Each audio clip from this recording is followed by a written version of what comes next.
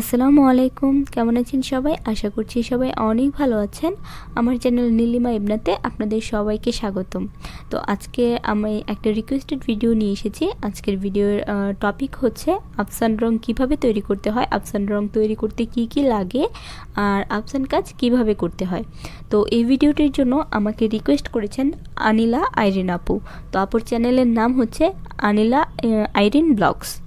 তো এই যে আমি এখানে আফসান রং দিয়ে হ্যান্ড পেন্ট করেছি, হ্যান্ড পেন্ট এবং ব্লক আমি দুটো কাজই করেছি। তো এই কাজটা কিভাবে করতে হয় আর রঙের প্রাইস কীরকম, আফসানের প্রাইস কীরকম, তার ডিটেলস আমি সম্পূর্ণ ভিডিওতে আস্তে আস্তে আপনাদের সাথে শেয়ার করব। তাই ভিডিওটি স্কিপ না করে সম্পূর্ণ দেখতে থাকুন। আশা করি আপনাদের সকল প্রশ্নের উত্তর পেয়ে যাবেন। তো দেখতেই পাচ্ছেন এখানে আমার কাজটা কতটা গ্লেসি হয়েছে আর কতটা শাইনি হয়েছে। ক্যামেরাতে যতটা শাইনি মনে হচ্ছে, সামনে থেকে দেখতে কিন্তু আরও বেশি শাইন দিচ্ছে। তো এই হ্যান্ড পেনটা কিন্তু খুব সহজে ঘরে বানানো আফসান দিয়ে আপনারা তৈরি করতে পারেন। তো আফসানের জন্য এখানে আমার লাগবে হচ্ছে, আমি আজকে গোল্ডেন আফসান করেছি, আমি যেহেতু আজকে রূপালি আফসান করেছি, তাই এখানে আমার রূপালি আফসান লাগবে। আমি এখানে 1 তোলা পরিমাণ আফসান নিয়েছি। আর হ্যান্ড পেন্টের ক্ষেত্রে আফসানটাকে বলা হয় সবচেয়ে দামি রং, কারণ এইটুকু 1 তোলা আফসানের রং হচ্ছে 30 টাকা। আর আফসানের ক্ষেত্রে খুব বেশি মেডিসিন আসলে লাগে না। আপনার আফসান যে পাউডারটা আছে, আফসান পাউডার, আর জাস্ট এই F53 যে কেমিক্যালটা আছে এটা লাগে। তো এই কেমিক্যালটা এখানে আমার 100 গ্রাম পরিমাণ আছে। এই 100 গ্রাম কেমিক্যালের দাম আমার থেকে নিয়েছে 50 টাকা। আর 1 তোলা পাউডারের দাম, আফসান পাউডারের দাম হচ্ছে 30 টাকা। গোল্ডেন কিংবা সিলভার যেটাই নেন সেটাই 30 টাকা। তো তার আগে আমি আমার চ্যানেলে গোল্ডেন আফসানের কাজ দেখিয়েছি, তাই আমি ভাবলাম যে আজকে আপনাদের সাথে সিলভার আফসানের কাজটা শেয়ার করি। তো গোল্ডেন আফসান এবং সিলভার আফসানের তৈরির প্রস্তুত প্রণালী কিন্তু একই। তো যে ডিফারেন্সগুলো আছে আসলে তেমন বেসিক কোনো ডিফারেন্স নেই, তাও যদি থাকে আমি বলে দিব। তো আপনার ভিডিওটি সম্পূর্ণ দেখতে থাকুন। তো এখানে আমি 2 চামচ পরিমাণ F53 নিয়েছি। আমি খুব বেশি রং তৈরি করব না, কারণ আমার খুব বেশি দরকার নেই। আর আপনারা অনেকেই বলে যে রূপালি কালারটা ধোয়ার পর কালচে হয়ে যায়। আসলে রূপালি কালারের কালচে একটা ভাব থাকে, এটা কালচে হওয়ার আর কিছুই নেই। তাও যদি আপনাদের যে কালচে ভাবটা এটা যদি আনতে না চান, তাহলে কিছু পরিমাণ হোয়াইট পেস্ট ইউজ করতে পারেন। তো এখানে আমি 2 চামচ F53 জন্য 1 চামচ নিয়েছিলাম আফসান। তবে এখানে আমি পুরো এক চামচ দিচ্ছি না, আমি হাফ চামচের থেকে একটু বেশি দিচ্ছি। 2 চামচ F53 জন্য আমি হাফ চামচের একটু বেশি দিয়েছি আফসান, রূপালি আফসান বা সিলভার কালার আফসান। তো এটা আমি এখন মিক্স করে নেব। এই কাজটা একটু হালকা হাতে করবেন, কারণ আফসানটা কিন্তু প্রচুর পরিমাণে ছড়িয়ে যায়। আর অবশ্যই আফসানের রং গুলানোর সময় ফ্যানটা বন্ধ রাখবেন, ঘরের ফ্যান বন্ধ করে কাজটা করার চেষ্টা করবেন, না হলে কিন্তু এটা পুরো ছড়িয়ে যাবে, আপনি কাজ করার জন্য আর কিছুই খুঁজে পাবেন না। তো এইভাবে আলতো হাতে প্রথমে রঙটা মিক্স করে নিতে হবে। আর একবার যখন রঙটা পুরোপুরি মেডিসিনের সাথে মিশে যাবে, তখন আপনি ভালোভাবে এটাকে নেড়ে নেড়ে মিক্স করে নেবেন। তো এই আফসানটা মূলত ব্যবহার করা হয় ব্লকের কাজে, যত ধরনের ব্লক প্রিন্ট আছে ব্লক প্রিন্টের কাজে। তো হ্যান্ড পেইন্টের কাজে আসলে কেউ শখের বশে করে থাকে। তো হ্যান্ড পেইন্টের যখন আপনি কাজটা করবেন, তখন কিন্তু চেষ্টা করবেন রঙটার ঘনত্ব কিছুটা লিকুইড রাখার, কারণ বেশি ভারী অবস্থায় হ্যান্ড পেইন্ট করতে গেলে কিন্তু হ্যান্ড পেইন্টটা ভালো মতো হতে চায় না। আর ব্লকের ক্ষেত্রে রঙটা চেষ্টা করবেন ঘন রাখার। তো এক্ষেত্রে আমার রঙের ঘনত্বটা একটু বেশি হয়ে গেছে। এই ঘনত্ব নিয়ে আসলে হ্যান্ড পেইন্ট বা ব্লক কোনোটাই করা যাবে না। তো এই পর্যায়ে আমি কিছুটা বাইন্ডার মিক্স করে নেব। খুব বেশি বাইন্ডার মিক্স করা যাবে না, কারণ খুব বেশি পাতলা হলে কিন্তু ব্লকের কাজটা করা যাবে না। ব্লকের কাজের ক্ষেত্রে মিডিয়াম ঘনত্ব রাখার চেষ্টা করবেন। তো আমি এখন এখানে হাফ চামচের থেকে একটু কম বাইন্ডার মিশিয়ে নেব। তো দেখুন আমি কতটা বাইন্ডার মিক্স করছি, এই যে একেবারে অল্প। প্রথমে 2-3 ড্রপ দিয়ে ট্রাই করবেন, যদি দেখেন যে না আর একটু মিক্স করা লাগবে, তখন আর একটু দিয়ে নেবেন, প্রথমেই খুব বেশি দেবেন না। তো তো এক্ষেত্রে বলে রাখি, আপনারা কিন্তু চাইলে যদি আপনাদের কাছে F53 না থাকে তাহলে আপনারা চাইলে শুধু বাইন্ডার দিয়েও এই কালারটা মিক্স করে নিতে পারেন, এতে রঙের স্থায়িত্ব কোনো অংশে কমবে না। তবে যেহেতু F53টা ব্যবহারই করা হয়ে থাকে আফসানের জন্য, তাই রঙের স্থায়িত্ব বৃদ্ধি করতে কিংবা এটার মধ্যে রিয়েল যে গ্লেসি ভাবটা আছে, এই গ্লেসি ভাবটা কিন্তু F53 দিয়ে সবচেয়ে ভালো ফুটে ওঠে। তাই এক্ষেত্রে আপনারা চেষ্টা করবেন F53টা কালেক্ট করে নেওয়ার। তো এই যে দেখুন আমার একদম পারফেক্ট হয়ে গেছে এই মিশ্রণটা। ঠিক এই পর্যায়ে মিশ্রণটা চলে আসার পর আপনারা বুঝতে পারবেন যে আপনার রঙটা একেবারে তৈরি হয়ে গেছে আফসানটা। তো এই ক্ষেত্রে আপনারা গোল্ডেন আফসানও কিন্তু একই নিয়মে তৈরি করে নেবেন।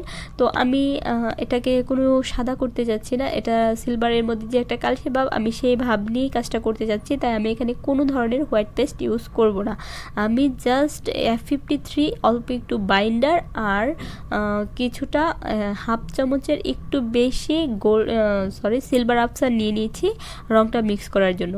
আর আপনারা যদি গোল্ডেন আফসান দিয়ে কাজ করেন, তো গোল্ডেন আফসান যেটা ঘরে তৈরি করা হয় এই কালারটা কিন্তু খুব সহজে কালচে হয়ে যায়, আর গোল্ডেন কালার কালচে হলে কিন্তু দেখতে ভালো লাগে না।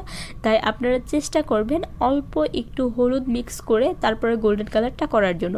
এটা অবশ্যই গোল্ডেন কালারের ক্ষেত্রে। আর সিলভার কালারটা যারা এইভাবে পছন্দ করেন, রিয়েল যে সিলভার কালার, এটা কিন্তু রিয়েল সিলভার কালারই থাকবে, এটাতে কালারের কোনো ফারাক পড়বে না। তো এই যে দেখুন আমার কালারের ঘনত্বটা এই পর্যন্ত এসেছে। আমি এখন এটা একদম ব্লক প্রিন্ট বা হ্যান্ড প্রিন্টের জন্য একদম তৈরি হয়ে গেছে। এই পর্যায়ে থাকলে এটা দিয়ে খুব সহজে বাটিক ব্লকের কাজও করা যায়, আবার হ্যান্ড পেন্টিংয়ের কাজও করা যায়। তো এই যে আমি এখন একটা ডাইস নিয়ে নিয়েছি, এই ডাইসটা অবশ্যই আপনারা ব্যবহারের আধা ঘন্টা থেকে 1 ঘন্টা আগে ভিজিয়ে রাখবেন, কারণ না ভেজানো অবস্থায় কিন্তু ডাইসের সাথে রঙটা ভালোভাবে মিশতে চায় না, আর ডাইসের রঙটা ভালোভাবে না মিশলে অবশ্যই এটা কাপড়ে আউটপুটটা ভালো আসবে না।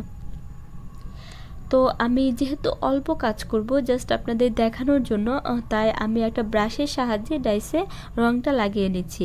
আপনারা যখন বেশি পরিমাণে কাজ করবেন তখন চেষ্টা করবেন ফোম জাতীয় কিছুতে রঙটা ঢেলে তারপরে কাজটা করার। তো আর ব্লকের ক্ষেত্রে একটা টিপস বলে রাখি, প্রথমে কোনো অবস্থাতেই কাপড়ে আপনারা ছাপ দিতে যাবেন না, কারণ প্রথমে ব্লকে লেগে থাকা যে পানিটা আছে, পানি রঙটা শুষে নেয়, এটা ছাপ দিলে ভালোভাবে আসে না। চেষ্টা করবেন দ্বিতীয়বার থেকে মেন কাপড়ে এটা ট্রাই করার। তো আমি যেহেতু টিউটোরিয়াল ভিডিও করছি আপনাদের দেখানোর জন্য, তাই আমি ফার্স্টে কাপড়ে দিয়ে নিচ্ছি। তো দেখুন, আর অবশ্যই একটু চেপে চেপে কাজটা করার চেষ্টা করবেন, যত ভালোভাবে চাপটা সমানভাবে লাগবে তত কিন্তু কাজের আউটপুটটা ভালো আসবে। আর অবশ্যই কাপড়ের নিচে পাতলা কিছু দিয়ে নেবেন, মোটা কোনো কাপড় অথবা কোনো একটা পেপার জাতীয় কিছু। তো দেখুন ফার্স্টেরটার রঙটা কিন্তু আমার ভালো আসেনি, এখন আমি সেকেন্ড ট্রিপটা দিয়ে নিচ্ছি। তো একই প্রসেস ফলো করে আমি দ্বিতীয়বারও কিন্তু ব্রাশের সাহায্যে রঙটা লাগিয়ে নিয়েছিলাম, এবার ছাপাটা দিয়ে নিচ্ছি। চাপের অসমতার কারণে অনেক সময় রঙটা ভালোভাবে বসে না, তাই চাপটা একটু ঠিক মতো দেবেন। এই দেখুন আমার দ্বিতীয়বারে ছাপাটায় কিন্তু রঙটা একদম পারফেক্ট এসেছে। দেখুন কতটা গ্লেসি, কতটা শাইনি, আর সমানভাবে কিন্তু সব জায়গায় রঙটা বসেছে।